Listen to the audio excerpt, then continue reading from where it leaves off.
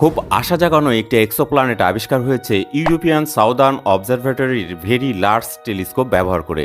এই গ্রহটি বার্নার্ডস নামে পরিচিত তারাকে আবর্তন করছে, যাকে ডাকা হচ্ছে বার্নার্ড বি নামে। এটি সম্ভবত এমন গ্রহগুলোর একটি যা এর নক্ষত্রের কাছাকাছি অবস্থিত। খোঁজ পাওয়া এই গ্রহের ভর শুক্র গ্রহের অন্তত অর্ধেক, যেখানে এক বছরে স্থায়িত্ব পৃথিবীর এক বছরের তুলনায় 3 দিন বেশি। বার্নার্ডস তারার অবস্থান পৃথিবী থেকে 6 আলোকবর্ষ দূরে, যা 3 নক্ষত্রের একক জগৎ আলফা সেন্টারির পর সৌরজগতের নিকটতম আরেকটি নক্ষত্রপুঞ্জ। এর পৃষ্ঠের তাপমাত্রা প্রায় 125 ডিগ্রি সেলসিয়াস।